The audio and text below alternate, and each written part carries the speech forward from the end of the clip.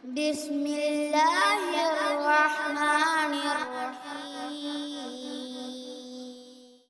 إن الحمد لله ونحمده ونستعينه ونستغفره ونعوذ بالله من شرور أنفسنا ومن سيئات أعمالنا من يهدي الله فلا مضل له ومن يضلل فلا هادي له أشهد أن لا إله إلا الله وحده لا شريك له وأشهد أن محمدا عبده ورسوله يا أيها الذين آمنوا اتقوا الله حق تقاته ولا تموتن إلا وأنتم مسلمون يا أيها الذين آمنوا قولوا قولا سديدا يصلح لكم أعمالكم ويغفر لكم ذنوبكم ومن يطع الله ورسوله فقد فاز فوزا عظيما فإن أصدق الحديث كتاب الله وخير هدي محمد صلى الله عليه وسلم وشر الأمور محدثاتها وكل محدثة بدعة وكل بدعة ضلالة وكل ضلالة في النار.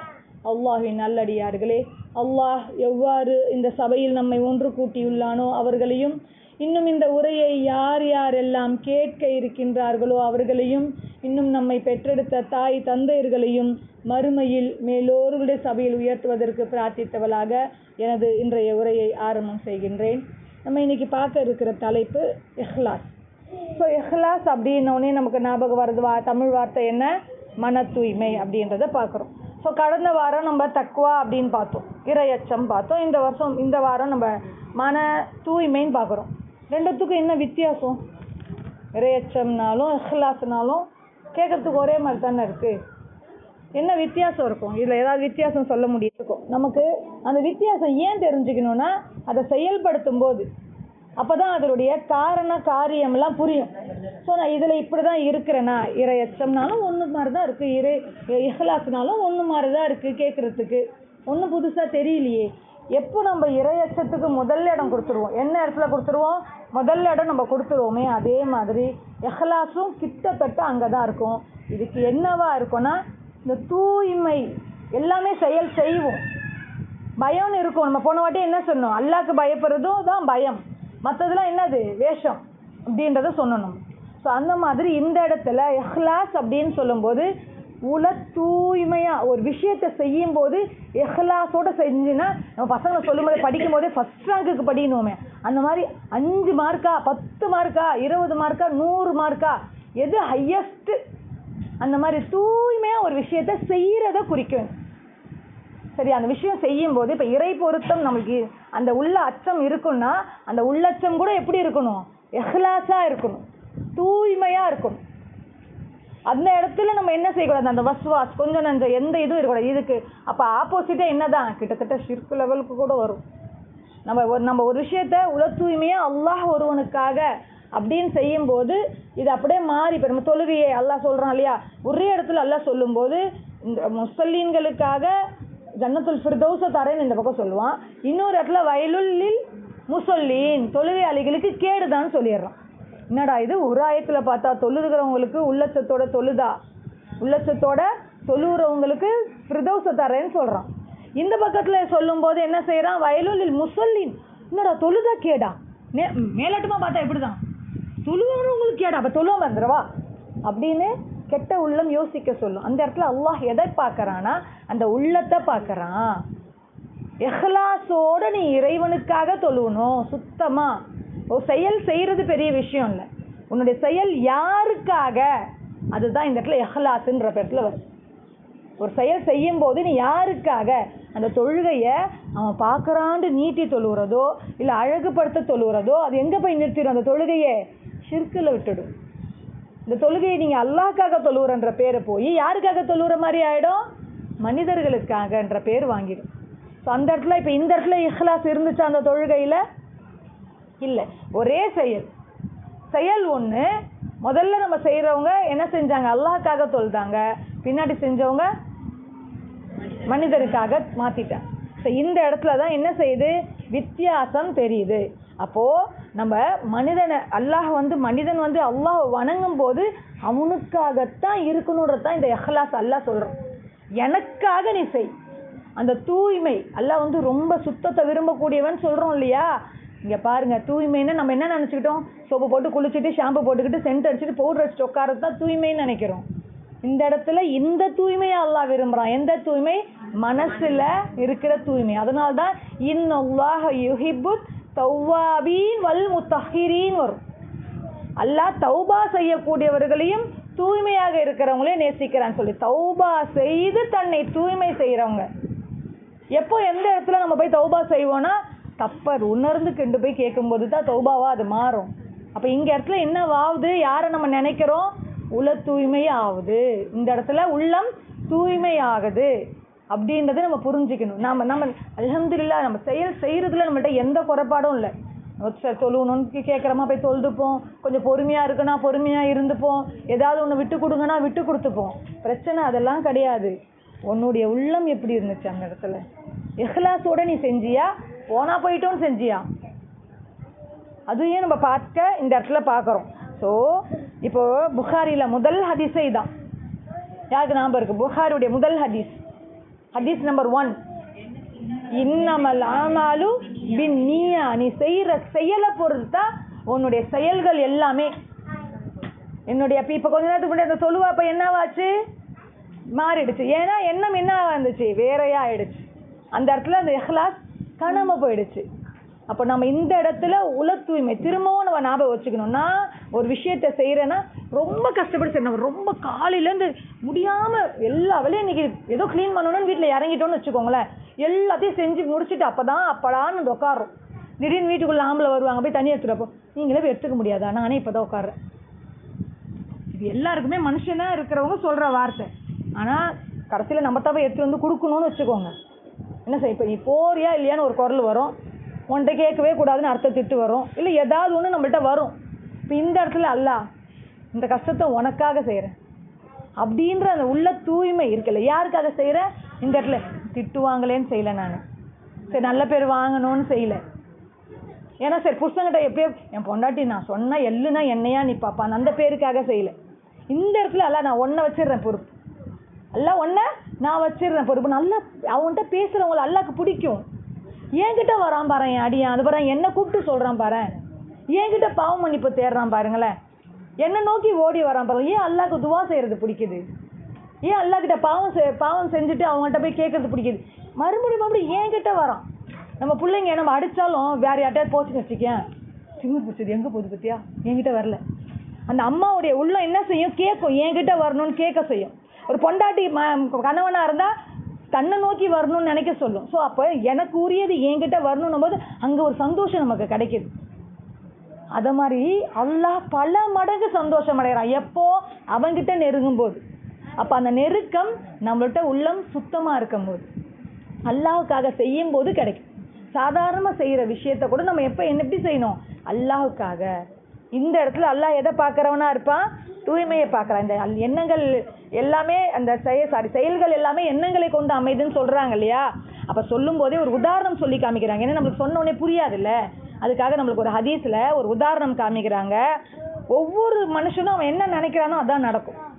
ஒவ்வொரு இந்த ஆக்சுவலி இந்த டாபிக் எடுத்தால நான் இன்னும் ஒரு மணி நேரம் பேசுவேன். நான் உள்ள டீப்பாக போல. இன்ஷால்லா நான் கிடச்சிச்சுன்னா இதை நம்ம அப்புறமா பேசுவோம், சரியா? யார் இப்போ ஒரு ஹிஜ்ரத் செய்கிறாங்கன்னு வச்சுக்கோங்களேன், பயணம் செய்கிறாங்க. ஒரு பயணத்தை அல்லாஹ்வுக்காக செய்கிறாங்க அப்படின்னா அது அவங்களுக்கு என்னவா செய்யும்? நன்மையாக அவனுக்கும் அவனுடைய எல்லாத்துக்குமே என்னது? நன்மையாக மாறிடுது. யாரதுடைய பயணம் உலக ஆதாயத்தை அடையிறதுக்காக இருக்கோ அது அதுக்காக அடையுது.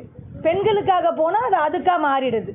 ஸோ அப்படி இருந்தால் அவர் எந்த நோக்கத்துக்காக பயணம் செய்கிறாரோ அந்த மாதிரி மாறிடுது. ஸோ நம்மளுடைய ஹையஸ்ட் பயணம் நம்ம என்ன நினச்சிக்கிறோம்? நம்மளுக்கு ஒரு பயணம்னா அது என்னவா இருக்கும்? நம்ம எல்லாரும் பயணம் செஞ்சு போகிற இடம் இது ஹஜ். நம்ம இந்த இடத்துல உண்மையாகவே இந்த இஹ்லாஸை நம்ம பார்க்கறதுக்கு ரொம்ப தவறிடுறோம்.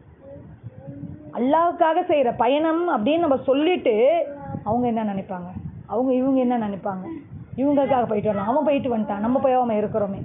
ஸோ இப்போ இது எல்லாமே நம்மளுக்கு என்னவா மாறுது? வஸ்வாசா மாறுது. ஸோ நம்ம எந்த விஷயம் செஞ்சாலும், நான் பயணம்ன்றது இங்கே ஒரு உதாரணத்துக்கு காமிச்சிருக்காங்க. நம்ம தொழுகையாக இருக்கட்டும், நம்ம சாப்பிட்ற ஒரு காலம் உணவாக இருக்கட்டும்.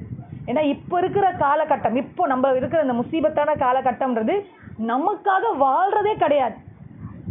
நமக்கான வாழ்க்கையே கிடையாது. எல்லாமே அடுத்தவங்களுக்காக தான் வாழ்றது. அவன் பார்க்குறா, நான் இப்படி இருக்கேன். அவன் போட்டிருக்கா, நான் இப்படி இருக்கேன். அவங்க வீட்டில் அப்படி இருக்கு, நான் இப்படி வச்சுக்கிறேன். அவங்க என்ன சொல்லுவாங்க, நான் இப்படி இருக்கிறேன். ஸோ இதில் எங்கே அல்லாஹ் வரான்? எந்த விஷயத்தில் அல்லாஹ்க்கும் நமக்குமான தொடர்பு இருக்கு? இந்த இடத்துல எங்கே நம்மளுக்கு இஹ்லாஸ் இருக்கு? நம்மளுக்கு வந்த தொழுகை 50 நேர தொழுகை. 50 நேரமும் தொழுகணும்னா யோசிச்சு பாருங்க, எவ்வளோ நேரம் நம்ம தொழுதுகிட்டு இருப்போன்னு. கிட்டத்தட்ட ஒரு நாள் ஃபுல்லாக நம்ம தொழுதுட்டு தான் இருக்கணும். அப்போ அல்லாஹ்க்கு தெரியும் நம்மளால் என்ன செய்ய முடியாது, தொழுவ முடியாது. உன்னுடைய வாழ்க்கை முறையை அல்லாஹ்க்கு அர்ப்பணிக்கிறதா மாற்றிக்கோன்னு என்ன சொல்கிறான்? என்ன மனுஷனை படைச்ச நோக்கமே என்ன? வமா ஹலக்துல் ஜின்ன வல் இன்ஸ இல்லா, அதுக்கு தவிர எதை தவிர யாபுதூன், வணங்குறதுக்காக தவிர நான் எதுவும் பறக்கலை. ஆனால் 5 வேளை தான் தொழுகை இருக்குது. இப்போ மீதி எப்படி வணங்குறது? அல்லாஹ்வை எப்படி வணங்குறது? அவன் சொல்கிற கட்டளையை அடிப்பணிகிறது, ஒவ்வொரு விஷயத்தையும் அவனுக்காக செய்கிறது. இதான் வணங்குறது. சாப்பிட்றியா? அல்லாவுடைய நினைப்போட சாப்பிட்றோமா? பிஸ்மில்லா சொல்கிறோமா? இந்த உணவு அல்லாஹ் கிட்ட தான் வந்துச்சுன்னு நினைக்கிறோமா? நம்மளுக்கு என்ன, இது ஏன் கிட்டன்னு வந்துச்சு, நானே சம்பாரிச்சேன், இதை தவிர வேறு எப்படி இது பண்ணுவாங்க? எல்லாமே நம்ப ஸோ எல்லா இடத்துலையுமே அல்லாஹுடைய நினைப்பு என்ன ஆயிடுது, நம்மளுக்கு அடிப்பட்டு இந்த உலகத்தில் காணாமல் போயிடுது. ஒவ்வொரு விஷயத்துலையும் நம்மளுக்கு என்ன இருக்கணும்? இஹ்லாஸ்ன்றது இருக்கணும். நம்மளுக்கு இந்த ஹதீஸை பார்க்கும்போது பயணம் செய்கிறதுக்கு தான் இந்த இஹ்லாஸ் போல இருக்குது, இந்த நியத்து போல இருக்குது. மற்ற இடத்துக்குலாம் இந்த நியத்து இல்லை, மற்ற செயல்களுக்கெல்லாம் கிடையாது. எந்த அளவுக்கு சொல்கிறாங்க அப்படின்னா, உங்களுடைய உள்ளத்தை எல்லாம் பார்க்கக்கூடியவன் அப்படின்னா, ஒருத்தவங்க உணவுக்காக அழைக்கிறாங்க, சரியா, சாப்பிட வாங்கன்னு கூப்பிடுறாங்க. நம்மளுக்கு உண்மையாக பசிக்குது, ஆனால் நம்ம வெக்கத்தில் நம்ம என்ன செய்வோம், பரவாயில்ல இருக்கட்டும் அப்படின்னு நம்ம சொல்கிறோம்ல, அது கூட சொல்லக்கூடாதுன்றான் இஸ்லாம். நமக்கு சொல்லி கொடுக்குது, அது கூட நீ சொல்லாத, நம்ம பசிக்கத்தானே செய்யுது, ஆமான்னு கொடுத்தா வாங்கி சாப்பிடு. எங்கே அங்கே உனக்கு பெருமை ஏறுது? அவங்கள்ட்ட வாங்கி நான் சாப்பிட்றதா? அவங்க கேட்டோடனே நான் உடனே ஒத்துக்கிறதா? அங்கே எங்கே எதை தட்டுது இஸ்லாம்? அவன் பெருமையை தட்டுது. வாங்கி சாப்பிடு, என்ன அதில் என்ன குறைஞ்சிருவனேன்னு. ஆமாம் எனக்கு பசிச்சிச்சு, பரவாயில்ல கொடுத்தீங்க, அல்ஹம்துலில்லாஹ். நம்ம அது மாதிரிலாம் எங்கேயாவது சொல்லியிருக்கிறோமா?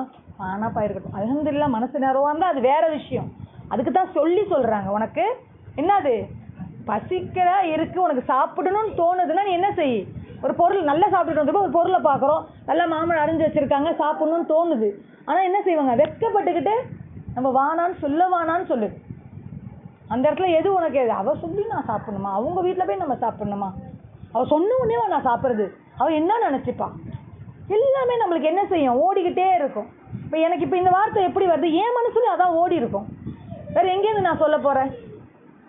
அப்போ நம்ம எல்லாருமே இப்படி தான். அதை தான் இஸ்லாம் என்ன செய்யுது, சரிப்படுத்துது. இப்படி நினைக்காத, இது உனக்கு இஹ்லாஸ் கிடையாது. நீ என்ன செய், உனக்கு யார் கட்டளை கொடுத்துருக்காங்களோ அவன் என்ன சொல்லியிருக்கான்னு பார், அவனுக்காக செய் அப்படின்றது என்ன செய்யுது, இங்கே நமக்கு சொல்லி கொடுக்குது. அதே மாதிரி தான், ஏன்னா இந்த இஹ்லாஸோட செய்கிற விஷயம் இருக்கு இல்லையா, இந்த இஹ்லாஸோட செய்கிற விஷயம் சோதனை, அப்போ நம்மளுக்குன்னு ஒரு சோதனை வந்துச்சுன்னா அது நம்மளை பாதுகாக்கிற விஷயமா மாறுதான். நாம் நினைக்கிறோம் இதனால என்ன, இப்படி நான் ஒன்று செஞ்சேன் இதனால என்ன வந்துட போகுது அப்படின்னு நம்ம நினைக்கிறோம். ஆனால் இது நம்மளுடைய கஷ்ட காலத்தில், சோதனை காலத்தில் இது நமக்கு அரணா வருது. அரண்னா என்ன புரியுதா? அரண்னா என்னன்னு, பாதுகாப்பு. அரண்னா என்ன, பெரிய பாதுகாப்பு. அந்த கோட்டையெல்லாம் இருக்குதுன்னா பெரிய மதில் சுவர் எழுப்புவாங்களா, எதுவுமே உள்ளே வராத மாதிரி, அதுதான் அரண் சொல்லுவாங்க. ஸோ அந்த மாதிரி பெரிய பாதுகாப்பாக எது அமையுது, இந்த இஹ்லாஸா அமையுது. நம்ம எல்லாருமே கேட்ட ஒரு கதை தான். அந்த 3 சகோதரர்கள் போயிட்டு அந்த இதுக்குள்ளே மாட்டிப்பாங்க இல்லையா, புகைக்குள்ளே மாட்டிப்பாங்க இல்லையா. ஸோ மாட்டிக்கும் போது என்ன சொல்கிறாங்க, அவங்க தன்னுடைய செயல்களை அல்லாஹ்வுக்காக செஞ்சேன் சொல்கிறாங்களா. அல்ல நான் உனக்காக, எல்லாம் என்ன பெருசாக சொன்னாங்க, பால் கொடுத்த விஷயம், ஒரு தவறான ஒரு மன இச்சை, அப்போ உன்னை நான் இது பண்ணிக்கிட்டேன். ஸோ இந்த மாதிரி அந்த இடத்துல எது தெரியுது நம்மளுக்கு, அல்லாஹ்வுக்காக செஞ்ச இந்த விஷயத்தை. இப்போது நானுமே சொல்கிறேன்னு வச்சுக்கோங்களேன். இப்போ ஒரு 3 விஷயம்ப்பா நீங்களும் நினச்சிக்கோங்களேன். இப்போ இந்த வீட்டில் லாக் மாட்டீங்க, எல்லோரும் வீட்டுக்கு போய் சேரணும். எல்லாரும் வீட்டுக்கு, என்ன தான் வீடு பெரிய மாளிகையாக இருந்தால் கூட சரி, எப்படி இருப்போம், குடும்பத்தை விட்டுட்டு யார் தான் இருப்பா, யார் எல்லோரும் போயே சேரணும்னு தோணும். நம்ம மண்டபத்துலேயே இருக்கிறோம், ரொம்ப அழகாக சுற்றி பார்க்கணுன்னு போயிருக்கிறோம், ரொம்ப அழகாக இருக்குது, இருந்துடணுமா நினைப்போம்ப்பா, பரவாயில்ல ஜாலி உள்ளே இருந்துடலாம், நல்லா லாக் ஆகிடுச்சு, அஞ்சு எல்லாம் சாப்பாடு கொடுக்கட்டும், நம்ம உள்ளே மாட்டிக்கிட்டோன்ற எண்ணம் தான் நமக்கு வரும். வெளியில் போகணுன்னு தான் நினைப்போம். அப்படி போகிறதுக்கு ஒரு ஆளுக்கு 3 விஷயத்த சொல்லுங்கன்னா இருக்கா நம்மள்கிட்ட? நான் இந்த மாதிரி ஒரு சுச்சுவேஷனில் இதை நான் அல்லாஹ்க்காக மட்டும் தான் செஞ்சேன், எனக்கு நல்லா ஞாபகம் இருக்குது, எனக்கு நல்லா ஞாபகம் இருக்குது, இந்த விஷயம் அல்லாஹ்வை தவிர வேறு யாருக்காக நான் செய்யலை, இந்த 3 விஷயம் டக்கு டக்கு டக்கு ஞாபகம் வருதா பாருங்க. கஷ்டமாக இருக்கா? எதுவாக இருக்கும்னு யோசிக்க தோணுதா? செஞ்சுருக்கிறோமா முதல்ல அப்படின்னு யோசிக்க தோணுதா? ஸோ இப்படி தான் நம்ம என்ன செய்யணும், நம்ம இஸ்லாத்தை அணுகணும். நாமளும் தான் கதை கேட்டு வந்திருக்கோம் அப்படின்னு சொல்லி என்ன செஞ்சுட்டு வரோம், ஒவ்வொரு முறையும் பயான் கேட்க போகும்போதெல்லாம் கதை கேட்டுட்டு வந்துக்கிட்டே இருக்கும். அல்ஹம்துலில்லாஹ் போதுமான அறிவு இருக்குது, ஆனால் செயல்பாடு தான் என்ன செய்யலை, இல்லை. இப்போ இன்னைக்கு ஒரு உண்மையாக இஹ்லாஸ் இருக்கிற ஒரு மனிதனாக இருந்தால் நான் என்ன வச்சுருக்கிறேன், உண்மையாகவே என்கிட்ட அது மாதிரி இருக்கான்றது இன்றைக்கி தூங்க விடாது. அந்த விஷயம் இன்றைக்கி நம்மளை என்ன செய்ய விடாது, மூளை எப்போவுமே க்ளோஸ் ஆக விடாது.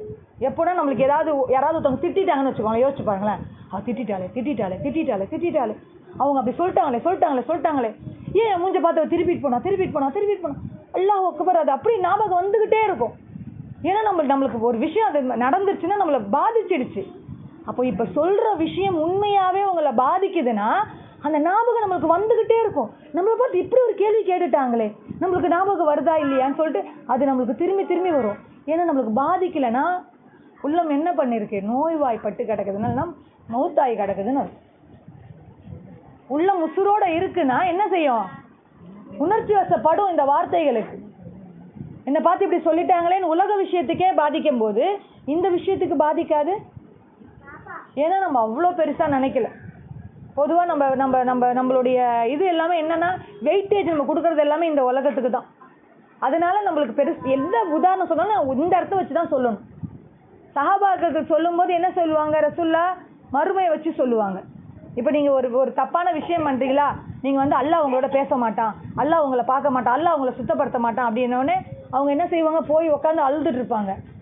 நம்மளும் தான் நிறைய ஹதீஸில் கேட்குறோம், அல்லாஹ் நம்மளை பார்க்க மாட்டான், பேச மாட்டான், சுத்தப்படுத்த மாட்டான்னு. அவ்வளோதான், முடிஞ்சிச்சு. தலையாட்டுவோம், போய்கிட்டே இருப்போம். இப்போ நம்ம எந்த வசதி, அப்போ எப்படி அவங்களுக்கு புரிகிற மாதிரி சொல்கிறது?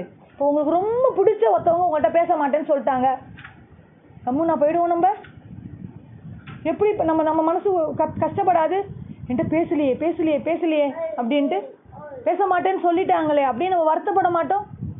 அந்த மாதிரியெல்லாம் நம்ம அல்லாஹ்வுடைய வசனங்கள் கேட்கும்போது வருத்தப்பட்டிருக்கா? பேச மாட்டேன்னு சொல்லிட்டானா, அல்லாஹ் நம்மள்கிட்ட பேச மாட்டானா? அப்போது நம்மளுடைய உள்ளம் எப்படி இருக்குது, இன்னும் உள்ளே வராமல் அப்படியே விலகி தான் நின்றுக்கிட்டு இருக்கு. எதில்? இஸ்லாமிய விஷயங்கள்லையே. இப்போ நம்ம இஹ்லாஸ்ன்னு தெரியும் போது வேறு இடத்துக்குள்ளே போயிட்டுருக்குறோம். இஹ்லாஸை பற்றியே இன்னும் நம்ம தெரிஞ்சுக்காமல் இருக்கிறோம்.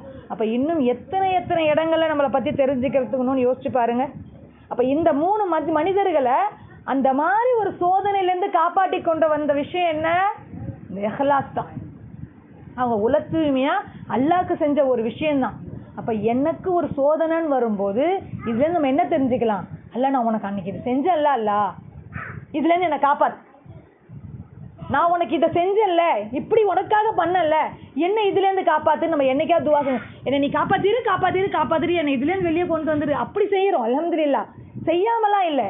ஒரு விஷயத்தை அல்லாஹ்கிட்ட போய் சோதனைன்னு வந்தால் நம்ம அல்லாஹ்கிட்ட போகிற மாதிரி யார்கிட்டையும் போகிறதும் இல்லை. ஆனால் இந்த மாதிரிலாம் சொல்லி கொடுத்துட்டு போயிருக்காங்களே ரசூல் ஸல்லல்லாஹு அலைஹி வஸல்லம். இந்த மாதிரி ஒரு ஹதீஸ் இது மாதிரி அவங்க கேட்டாங்களே, சோதனையில் நல்லா அப்படி காப்பாற்றினானே, எப்படி அந்த குகையில் இருக்கிற கல் தானாக விலகும். அப்போ விலகுற அளவுக்கு, அப்படிப்பட்ட பாறையே விலகுற அளவுக்கு அவங்களுடைய தக்குவா இருந்திருக்கு அப்படின்னா, அவங்களுடைய இஹ்லாஸ் இருந்திருக்கு அப்படின்னா, என்னுடைய தக்குவாவுடைய நிலை என் சோதனை விலகலைன்னா என் தக்குவா நிலையுடைய விலை அவ்வளோதான். பார்க்கறதுக்கு தான் பஞ்சு பெருசாக இருக்கும். ஆனால் இத்தினோண்டு ஒரு கல்லையும் இத்தினோண்டு ஒரு கொஞ்சம் பஞ்சு எடுத்து போட்டால் விலை ஒன்றாயிடுமா? அப்போ நம்மளும் இப்படி தான் ஷோ தான் காமிச்சிட்ருக்கோம், நான் இப்படி இருக்கேன் அப்படின்னு சொல்லிட்டு. அப்போ நாம் என்ன செய்யணும், இன்னும் நிறையா நம்ம சைட்லேருந்து எஃபர்ட்டை கொடுத்தாதான் அதற்கான இதை பெற்றுக்கொள்ள முடியும். அப்போது எண்ணத்திற்காகத்தான் கூலி என்ன செய்யவும் இருக்குது, இறுதி நாள்லையும் இருக்குன்னு சொல்கிறாங்க. நம்மளுடைய எண்ணத்திற்கு தான் என்னது கூலி. நபி ஸல்லல்லாஹு அலைஹி வஸல்லம் அவங்க சொல்கிறாங்க, இந்த ஒரு படையினர் காபா மேலே போர் தொடுப்பாங்க, வெட்ட வழியான பூமி இருக்கும், அந்த பூமியில் வெட்ட வழியாக இருக்கும். அப்படி காபாவின் மீது போர் தொடுத்துட்டாங்கன்னா அந்த முதல் மனிதர்லேருந்து கடைசி மனிதர் எதற்காக வராங்க? காபாவை தொடுக்க வந்த முதல் மனிதர்லேருந்து கடைசி மனிதர் யாரோ அது வரைக்குமே பூமிக்குள்ளே புதையுண்டு போயிடுவாங்க அப்படின்னு சொல்லி ஒரு முன்னறிவிப்பை கொடுக்குறாங்க. சரியா? நம்ம சஹாபாக்கள் தான் உடனே கியூரியாசிட்டி அதிகமாச்சு. அப்போ அதில் நல்ல மக்களும் இருப்பாங்கல்ல, அப்போ அவங்க நிலமெல்லாம் என்ன ஆகுறது யார் சொல்லலாம் அப்படின்னு கேட்குறேன். ஏன்னா அவங்க சொல்லும் போதே முதல் நபர்லேருந்து கடைசி நபர் வரைக்கும் சொல்கிறாங்க. மேபி அப்போ பட பெருசுன்றதை இங்கே நம்மளுக்கு சுற்றி காமிக்கிறாங்க. இது இன்னும் நடக்க போகிற விஷயம். சரியா? அப்போ இப்போ கேட்கும்போது சொல்கிறாங்க இவங்க எல்லாருமே புதையண்டு தான் போவாங்க. எல்லாம் அந்த கடை வீதிகள் இருக்கும், வாங்க வந்த மக்கள் இருப்பாங்க, ஏதாவது ஒரு பிரச்சனை இருக்கும். அதுக்கு சொன்ன உடனே நபி ஸல்லல்லாஹு அலைஹி வஸல்லம் சொல்கிறாங்க, அவர்கள் முதல் கடைசி நபர் வரை புதையுண்டு போகத்தான் செய்வாங்க. ஆனால் எழுப்பப்படுவாங்கல்ல, எழுப்பும்போது அவங்க எண்ணத்திற்கு தகுந்த மாதிரி எந்திரிப்பாங்க. இப்போ நம்மள பல பேர் கேள்வி கேட்போம். இந்த ஹதீஸ் புகாரில் 2118. பொதுவாகவே நம்ம கேள்வி கேட்போம். இந்த திடீர்னு மௌத்தாயிட்டாங்கல்ல, இல்லை ஆக்சிடெண்ட்டில் மௌத்தாயிட்டாங்களா, எரிஞ்சு மௌத்தாயிட்டாங்கன்னா ஷஹீதுடைய அந்தஸ்துன்னு சொல்கிறாங்களே, அப்போ இவங்க இத்தனை நாளாக இந்த மாதிரி பாவம் பண்ணிட்டு இருந்தாங்களே, இவங்களுக்கு எப்படி ஷஹீதான்னு கேட்டால் கேள்வி கரெக்டாக அபத்தமான கேள்வியா? அபத்தமான கேள்வி. அவங்களுடைய செயலுக்கு தகுந்த மாதிரி அல்லாஹ் அவங்களே எழுப்ப போகிறான். அதுக்கு சில பேருக்கு அல்லாஹ் அதை இதுவாக கொடுப்பான், டெஸ்ட்டாக வைப்பான். சில பேருக்கு அது அவங்களுக்கு என்னவோ அவங்களுக்கான அந்த என்ன சொல்கிறது சோதனையாக கொடுத்து அனுப்பிச்சுவோம். இதான் தண்டனை. சில பேருக்கு என்னது சோதனை, சில பேருக்கு அது தண்டனை. நம்ம இந்த மாதிரி விஷயங்கள் புரிஞ்சுக்கிட்டோம் அப்படின்னா நம்ம செய்கிற செயல்கள், அன்றாடம் செய்கிற செயல்களே இருக்கு இல்லையா, அதையே நம்ம சரிப்படுத்திக்கலாம். ஒவ்வொரு செயல்களுமே நம்ம என்ன செஞ்சுக்கலாம், சரிப்படுத்திக்க முயற்சி செய்யலாம். ஏன்னா இது எந்த அளவுக்கு சொல்கிறாங்க, ஒரு நியத்து மட்டும் இருந்துருச்சுன்னா, நல்ல நியத்து, அதுவும் இப்போ நம்ம எல்லாரும் ஒரு நியத்தை போன வாட்டி போனோம் இல்லையா, அந்த நியத்து வந்துட்டாலே அதற்கான நன்மையை கொடுக்குறேன்னு சொல்கிறோம். ஒரு விஷயம் நீங்கள் நாடுங்க, நல்லது செய்யணும் நாடுங்க, செய்கிறது அப்புறம் முடியல. ஏன்னா நம்ம அதுக்கு தான் நீங்கள் திருப்பி பேச வேண்டாம். அவங்கள்ட்ட நான் பல வாட்டி கூப்பிட்டுட்டேன் வரல, நம்ம சொல்கிறோமா பயானுக்கு, முயற்சி செஞ்சுருங்க, சரி கூப்பிடலாம், இந்த வாட்டி போய் கூப்பிடலாம் அப்படின்னு செய்யுங்க நம்ம சொன்னோம் இல்லையா. ஏன்னா அந்த நியத்து வச்சுட்டாலே, அந்த நினைப்பு உள்ளே வந்துட்டாலே எல்லாம் எதை பார்க்குறவனா இருக்கான், உள்ளத்தை பார்க்குறவனா இருக்கான். அதற்கான கூலியை தந்துடுவேன்ட்டு நபி ஸல்லல்லாஹு அலைஹி வஸல்லம் காலத்தில் போரில் கலந்துக்கலை. ஆனால் அவங்க ஒரு உடல்நிலை ஒரு காரணத்துக்காகவோ இங்கே என்ன செய்யலை, போரில் கலந்துக்கலை. அவங்க எண்ணம் ஃபுல்லாக போரில் கலந்துக்கலையேன்னு இருந்ததால் நபி ஸல்லல்லாஹு அலைஹி வஸல்லம் சொல்கிறாங்க, நம்ம போனோம்ல ஒவ்வொரு கணவாயும் தாண்டணும், ஒரு பள்ளத்தாக்கையும் தாண்டணும், அதற்கான கூலி எல்லாமே இவங்களுக்கும் கிடைக்கும். எதற்காக? இவ்வளோ கஷ்டப்பட்டு போயிட்டு வந்தவங்களுக்கான கூலி மாதிரியே இந்த எண்ணத்தில் இருந்தவங்களுக்கு கூலி கிடைக்கும்னு சொல்கிறோம். நம்ம எவ்வளோ விஷயங்கள் நம்ம நினைக்கிறோம், அல்ஹம்துலில்லாஹ் அதற்கான கூலி கண்டிப்பாக அல்லாஹ்விடமிருந்து என்ன செய்யும், கிடைத்தே தீரும். அதில் எந்த ஒரு சந்தேகமும் நமக்கு வேண்டவே வேண்டாம். அல்லாஹ் தருவானா, இது நம்ம இப்படி இது பண்ணுறோமே, நம்மளால் முடியுமா, அடுத்த கட்டம், 2வது ஸ்டெப்பு தான் அது. முதல் படி என்னது, நம்மளுடைய நியத்தும் நம்மளுடைய இஹ்லாஸும். யாருக்காக நான் இதை முயற்சி எடுக்கிறேன், அல்லாஹ்வுக்காக, வேறு யாருக்காகவும் செய்ய வேண்டாம். ஏன்னா யாரையும் திருப்திப்படுத்த முடியாது இந்த உலகத்தில், இந்த மனுஷங்களை திருப்திப்படுத்தவே முடியாது. என்ன பண்ணாலும் சரி, நீங்கள் உங்கள் தோலையே கிழிச்சு செருப்பாக தைச்சி போட்டாலும் என்ன செய்ய முடியாது, மனுஷங்களை திருப்திப்படுத்தவே முடியாது. ஆனால் அல்லாஹ்வை ஒரு நினைப்புலே திருப்திப்படுத்திடலாம். அல்லாஹ் அப்போ எப்படி பார்க்குறான் பாரு. நீ நினச்சா எனக்கு தெரியுமா, நான் இல்லைப்பா ஏன்ப்பா 10 நாளாக வரல, நானும் நினச்சிக்கிட்டே தான் இருந்தேன் வரல. ஆமாம் இவங்க நினைப்பாங்க, வரமாட்டாங்க. ஆனால் உண்மையாகவே நம்ம என்ன செஞ்சுருப்போம், அதை செய்யணும்னு நினச்சிருப்போம். ஆனால் என்னடா அது இப்படி ஒரு வார்த்தையில் சொல்லிட்டாங்களே, நான் போகலான்னு நினச்சது கூட நம்ம என்ன செஞ்சிடும், ஆமாம் இவ்வளோ போய் பார்க்கலான்னு நினச்சேன் அப்படின்னு நம்ம மனசு போயிடும். ஏன்னா மனுஷங்க இப்படி தான். ஆனால் அல்லாஹ் என்ன செய்கிறான், அந்த நியத்துக்கு கூலி தரான். அதை தான் இங்கே சொல்கிறாங்க, அந்த பள்ளத்தாக்கை கடந்து சென்ற நன்மைக்காக பரிசாவே கொடுத்துட்றாங்க. ஏதோ ஒரு காரணத்துக்காக தான் அவங்க போக முடியலன்றது புகாரில் 2839வது ஹதீஸாக இருக்குது. இப்போ ஒரு விஷயமே நம்ம செய்யணும்னு நாடிட்டோம், ஆனால் அந்த செயல் செஞ்ச நோக்கம் நிறைவேறலை. இப்போ எக்ஸாம்பிளுக்கு இதே பயானே நான் எடுக்கிறேன். நம்ம போய் கூப்பிட்டுட்டோம், என்ன சிஸ்டர் வேறு கேட்பாங்களே, நம்ம போய் கூப்பிட்டுட்டோம், ஆனால் இப்போ நம்ம கை வீசிட்டுல போகணும், அவங்க வரலையே அப்படின்ற மனசு இருக்கா நம்மளுக்கு. ஸோ அப்படி வரும்போது ஆனால் அல்லாஹ் என்ன செய்கிறான், இது கை மீறி போனாலும் பரவாயில்ல, அதுக்கான கூலி மாறாது அப்படின்றான். இந்த ஒரு நல்ல அழகான கதை இதுன்னு சொல்லலாம். நம்ம ஒருத்தர் தர்மம் செய்கிறேன்னு சொல்லிட்டு போவார் இல்லையா, ஞாபகம் இருக்கா? தர்மம் செய்வேன்னு சொல்லி என்ன செய்கிறாரு, போகிறாங்க. நம்ம தெரியாமல் நம்ம இந்த தர்மத்தை யாருக்கும் தெரியாமல் செய்யணும்னு போய் ஃபஸ்ட்டு ஒரு திருடன் கையில் கொடுத்துறாரு. மறுநாள் பேசிக்கிறாங்க, யாரோ ஒருத்தவர் திருடன் கையில் போயிட்டு காசை கொடுத்துட்டு போயிட்டாரு. போய் திருடன் கையிலையா கொடுத்துட்டேன் அப்படின்னு என்ன செய்கிறாங்க, மறுநாள் என்ன செய்கிறாரு, இன்றைக்கி நான் வேற ஒரு ஆள்கிட்ட போய் தர்மம் செய்கிறேன்ட்டு இதேமாரி இரவில் வேறு ஒரு விபச்சாரி கையில் போய் காசை கொடுத்துட்றாரு. மறுநாள் அவர் காலத்துக்கு என்ன வருது, விபச்சாரி கையில் போய் விபச்சாரிட்ட போய் காசை கொடுத்துட்டு போயிருக்காரு யாரோ அப்படின்னு சொல்லிட்டு. என்னடா இது 2 நாளுமே இப்படி போயிடுச்சு, நானும் யாருக்காவது கஷ்டப்படுறவங்களுக்கு தர்மம் செய்யணும்னு நினைக்கிறேனே அப்படின்னு சொல்லிட்டு 3ஆவது நாளும் என்ன செய்கிறாரு, தர்மம் செய்யணும்னு போகிறாரு. ஒரு செல்வந்தர்கிட்டயே போய் காசை கொடுத்துட்டுறாரு. ஆனால் இவருக்கு ரொம்ப மனசு வருத்தம், என்னடா இது நம்ம செய்யணும்னு நினைக்கிறோம், ஆனால் அதற்கான பலனே எனக்கு கிடைக்கல. ஒரு ஏழைக்கிட்ட போயிருந்தால் என்ன நினச்சிருக்கோம், அந்த காசு போய் அவங்களுக்கு உதவியாக இருந்திருக்கும் தான் நான் தர்மமே செய்கிறேன். ஸோ அல்லாஹ் தர்மத்திற்கான அந்த நோக்கத்தை பாருங்கள் எப்படி பார்க்குறான்னு சொல்லிட்டு. நீங்கள் நினைக்கிறீங்க ஒரு நோக்கம், ஆனால் அவன் ஒரு நினைப்பான் இல்லையா, மக்கருல்லா வல்லாஹு ஹைரும் மாக்கிரீன். அவங்களும் இது பண்ணுவாங்க, யோசிப்பாங்க, பிளான் பண்ணுவாங்க. அல்லாவும் பிளான் பண்ணுவான். ஆனால் who is the best planar, Allah is the best planar. வல்லாஹு ஹைரும் மாக்கிரீன், அவன் தான் பெஸ்ட் பிளானர். அவன் எப்படி பிளான் பண்ணியிருக்கான் பாருங்க. ஃபர்ஸ்ட் ஆளுக்கு யார் கையில் கிடச்சிச்சு, திருடன் கையில் கிடச்சிச்சு. அவன் திருடன் காசு கிடச்சதில் என்ன செஞ்சான், திருட்டு தொழிலே விட்டுட்டான், திருட்டு தொழிலே விட்டுடுறான். அடுத்தது கிடச்சது யார் கையில், விபச்சாரி கையில். அவளும் என்ன செய்யறான், அந்த தொழிலை விட்டுடுறா. காசு தான் எனக்கு கிடைக்குது இல்லை. ஸோ அந்த காசை வச்சுட்டு அவங்க என்னவோ செய்யணும்னு நினைக்கிறாங்க, அந்த விபச்சாரத்தையும் விடுறாங்க. 3ஆவது செல்வந்தர், யாருக்கும் கொடுக்காத ஒரு செல்வந்தர். என்னடா எனக்கே காசு வந்திருக்குன்னு அந்த செல்வந்தரும் தர்மத்தை என்ன செய்கிறாங்க, ஆரம்பிக்கிறாங்க, இனிஷியேட் எடுக்கிறாங்க அவங்க சைட்லேன்னு. இப்போ இவர் ஒரு ஏழை கையில் கொடுத்துருந்தா கூட அது அவங்களோட போயிருக்கும். மேபி அந்த அவங்களுக்கு அப்புறம் பெரிய சமுதாயமே மாறி இருக்கலாம். ஆனால் இது என்ன மாதிரி ஒரு இதை மாற்றுது பாருங்க. இங்கே நமக்கு என்னன்னா, அவருடைய உள்ளம் என்னவா இருந்துச்சு, அல்லாஹ்க்காக எப்படியாவது நான் இதை செஞ்சிடணும் அப்படின்ற அந்த இஹ்லாஸோட செஞ்சதால அதற்கான கூலியா அல்லாஹ் எப்படி தரான் பாருங்க. எப்படிப்பட்ட கூலி, மகத்தான கூலியா அல்லாஹ் அவருக்கு திருப்பி தரான். தனக்கு வழங்கி அதை கூட எப்படி செய்கிறாங்க. இதை இன்னொருத்தர் பரவாயில்ல, நீ மனசை தளர விடாத, இப்படியெல்லாம் ஆகும் அப்படின்ற மாதிரி சொல்லி அவங்க மனசை சாந்தப்படுத்துகிறாங்க. அப்போ நாமளும் ஒரு விஷயத்தை செய்கிறது தான் நம்ம கையில் இருக்கு. அது எப்படி முடியுன்றதை பற்றி நம்மளுக்கு கையில் இல்லை. ஏன்னா ஹிதாயத் அல்லாஹ் கையில் இருக்கு. இப்போ நம்ம கவலையே என்ன தெரியுமா, நம்ம சொன்னால் கேட்டுடணும், சொன்னால் செஞ்சிடணும், இல்லைன்னா நம்ம சொல்லவே கூடாதுன்னு கம்முன்னு வந்துடும். சொன்னால் கேட்டுடணும், இல்லைன்னா நம்ம என்ன செஞ்சிடக்கூடாது, சொல்லக்கூடாது. நீ சொல்கிறது யாருக்காக, அல்லாஹ்வுக்காக. அதை சொல்கிறது சொல்லிக்கிட்டே இருக்கு.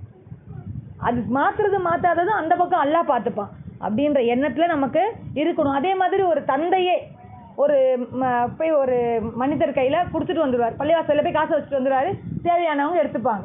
அந்த மாதிரி வச்சுட்டு வரும்போது அவருடைய மகனே எடுத்துகிட்டு வந்துடுறார். தந்தை போய் பாரு, உனக்காக நான் வைக்கல, இதை நான் வேற யாருக்கோ வச்சேன் அப்படின்றாரு. இந்த சம்பவம் நபி ஸல்லல்லாஹு அலைஹி வஸல்லம் அவங்கள்ட்ட போகுது. இந்த சம்பவம் நபி ஸல்லல்லாஹு அலைஹி வஸல்லம் போனோடனே ரசூல்லா சொல்கிறாங்க, நான் இதை என் பையனுக்காக வைக்கல, இது இவரும் நான் வச்சாருன்னு நான் எடுக்கல, இவங்க வச்சாங்க நானும் எடுக்கல. அந்த பையன் சொல்ல, நீ வச்ச காசு உனக்கு கிடைச்சது உனக்கு தான், உனக்கு கிடைச்ச காசு உனக்கு தான், உங்களுக்கான கூலியும் உங்களுக்கு கிடைச்சிரும், நீங்கள் என்ன நியத்தில் வச்சிங்க அந்த கூலியும் உங்களுக்கு கிடைச்சிரும் அப்படின்றாங்க. அப்போ இந்த இடத்துல நாம் செய்கிற நியத்து அல்லாஹ் என்ன செய்கிறான், அதற்கான கூலியை நம்மளுக்கு கொடுத்துட்றான். இந்த இடத்துல அவன் பார்க்க வேண்டியது அல்லாஹ்வை மட்டும்தான். நான் செய்கிற நியத்தை தான் பார்க்கணும். இது இப்படி வருமா, அப்படி வருமா, இப்படிலாம் செட் ஆகிடுமா, அதை நீங்கள் பார்க்கவே வேணாம். இந்த இடத்துல உங்கள் நியத்து கிளியராக இருக்கா, நீங்கள் இஹ்லாஸோடு இருக்கீங்களா, அல்லாஹ்வுக்காக மட்டும் செய்கிறீங்களா, அதில் மட்டும் கவனம் செலுத்துங்கன்னு தான் சொல்கிறாங்க. 1422வது ஹதீஸா புகாரியில் பதிவு செய்ய இருக்குது. இப்போ கொஞ்ச நேரத்துக்கு முன்னாடி சொன்னோம் இல்லையா, நன்மை செய்ய நினைக்கிறதே ஒரு நன்மை செய்யணும்னு நினைக்கிறதே ஒரு நன்மையாக சொல்கிறாங்க. ஏன்னா ஒரு அடியான் நன்மை செய்யணும்னு நினச்சிட்டாலே அல்லாஹ் அது கூலி தந்துடுறான். அதை செஞ்சுட்டா 1 to 700 மடங்கு வரைக்கும் கூலி, இல்லை அளவில்லாத கூலி கூட கிடைக்கும். அல்லாஹ் நாடினா அளவில்லாத கூலி கூட கிடைக்கும். ஆனால் ஒரு தீமையை செய்யணும்னு நாடிட்டா தீமையெல்லாம் எழுதிடுவானா, எழுத மாட்டான். அந்த தீமையை செஞ்சால் அதற்கான கூலி மட்டும்தான் எழுதப்படும். 70 மடங்கு 700 மடங்குலாம் எழுதப்படாது. இப்போ அல்லாஹுடைய கருணையை பாருங்கள். அல்லாஹ் இந்த இடத்துல எதை பார்க்குறான்? அந்த மனுஷனுடைய இஹ்லாஸை தான் பார்க்குறான். ஏன்னா அவன் செஞ்சான்ல அதற்காக. அதே மாதிரி நம்ம ஒரு தப்பை செஞ்சுட்டோன்னு வச்சுக்கோங்களேன், அதாவது செய்யணும்னு நாடிட்டோம். அவளை பற்றி பேசலாமா, இல்லை அந்த பொருள் நல்லா இருக்கே நம்ம எடுத்துக்கலாமா, இல்லை நம்ம அங்கே போயிட்டு வரலாமா, என்னவோ ஒரு தப்பு நாடிட்டோம். சரி, அல்லாஹ்க்கு பயந்து வேணாம் அப்படின்னு விட்டுட்டோன்னு வச்சுக்கோங்களேன், மனசோடு போயிடுச்சு. இந்த விஷயம் மனசில் நினச்சி மனசோடு போயிடுச்சு. இதுக்கு கூலி அல்லாஹ் கொடுக்குறான். இதற்கான கூலி அண்ணா என்ன செய்கிறான்? தரேன்னு சொல்கிறான். காரணம் அல்லாஹ் இங்கேயும் எதை பார்க்குறா? உள்ளத்தை பார்க்கக்கூடியவனாக இருக்கிறான். உன்கிட்ட இந்த அல்லாஹுக்குன்ற அந்த மன தூய்மை இருக்கா? அந்த இஹ்லாஸோடு நீ செய்கிறியா? ஓகே, இந்தா. அவன் எந்த இடத்துலாம் தன்னுடைய கருணையை காமிக்கிறான்னு பாருங்க. இந்த நம்ம சுற்றி வந்தாலுமே என்னதான்? இன்னல்லாஹ யன்துரு அலா குலூபிக்கும் வ அமாலிக்கும். அல்லாஹ் நிச்சயமாக உங்களுடைய உள்ளத்தையும் உங்களுடைய செயல்களையும் தான் பார்ப்பான். அல்லாஹ் எதை பார்க்க மாட்டான்? அல்லாஹ் இன்னல்லாஹ லா யன்துரு இலா சூரிக்கும் வ அம்வாலிக்கும். உங்களுடைய முகங்களுடையோ உங்களுடைய பொருளையோ அவன் பார்க்குறதே கிடையாது. அது அவனுக்கு தேவையும் இல்லாத ஒரு விஷயமா இருக்கு. அப்போ நம்ம இதிலேருந்து நம்ம கற்றுக்க வேண்டிய பாடம் என்ன? நான் ஒரு விஷயத்தை செய்யணும்னு நாடுறேன்னா அது யாருக்காக செய்கிறேன்? அல்லாஹ்க்காக செய்கிறேன். அவ்வளோதான், முடிஞ்சிச்சு. இதற்கான கூலி எனக்கு கன்ஃபார்மாக கிடச்சிரும். அல்ஹம்துலில்லாஹ், இதுக்கான கூலி கிடச்சிரும். அதுக்கப்புறம் அதை அடுத்தடுத்து போகிறது நம்ம பார்த்துக்கலாம். ஸோ இன்ஷா அல்லாஹ் இதற்கப்புறம் நம்ம ஒரு செயல்களை செய்கிறோம், எந்த விஷயத்தையாவது நெருங்குறோம், இல்லை இந்த மாதிரி விஷயங்களில் நம்ம ஈடுபட போகிறோம் அப்படின்னா அதில் என்ன இருக்கணும்? இஹ்லாஸ்ன்றது இருக்கணும். அந்த மன தூய்மை அப்படின்றது இருக்கணும். இப்போ அடுத்தடுத்த பரிகட்டமாக நம்ம பார்க்குறோம். முதல்ல நம்ம என்ன பார்த்தோம்? தக்குவாவை பார்த்தோம், இறை அச்சத்தை பார்த்தோம். எல்லா இடத்துலையுமே முதல்ல யார் என்ன இருக்கணும்? இறை அச்சம். அந்த இறை அச்சத்திற்கு அப்புறம் நம்ம கிட்ட இருக்க வேண்டியது என்னதான்? இஹ்லாஸ். இப்போ அதுவும் இதுவும் ஒன்றா? வேற அது இருக்கணும். அது கூடவே என்னவும் இருக்கணும்? சேர்ந்து இஹ்லாஸுமே சேர்ந்து இருக்கணும் அப்படின்ற பாடத்தை இன்றைக்கி இன்ஷாஅல்லாஹ் நம்ம பார்த்துருக்கோம். ஸோ வர காலங்களில் இதனுடைய தொடர்ச்சியாக இன்னும் இல்லை நம்மகிட்ட இருக்க வேண்டிய பண்புகளை குறித்து நம்ம பார்க்கலாம். அல்ஹம்துலில்லாஹ், அல்லாஹ் இன்னைக்கு எதை நம்மளுக்கு புரிய வச்சானோ அதன்படி நம்மளுடைய வாழ்க்கையை நடத்தி மறுமையில் அல்லாஹ் கண்ணுக்கு குளிர்ச்சியாக ஏற்படுத்தி வச்சிருக்கிற அந்த சொர்க்கத்துடைய வாடையும் அதனுடைய எல்லா விஷயங்களும் அனுபவிக்கணும் அப்படின்ற ஒரு துவாவோட என்னுடைய இன்றைய உரையை நான் முடிக்கிறேன். வாஹிரு தஅவானா அனில் ஹம்துலில்லாஹி ரபில் ஆலமீன். அஸ்ஸலாமு அலைக்கும் வரஹ்மத்துல்லாஹி வபரகாத்துஹு. அல்லாஹும்ம இன்னி அஸ்அலுக்கல் ஜன்னah வ அஊது பிக மினன் நார். அல்லாஹும்ம இன்னி அஸ்அலுக்கல் ஜன்னah வ அஊது பிக மினன் நார். அல்லாஹும்ம இன்னி அஸ்அலுக்கல் ஜன்னah வ அஊது பிக மினன் நார். ஜஸாகுமுல்லாஹ்.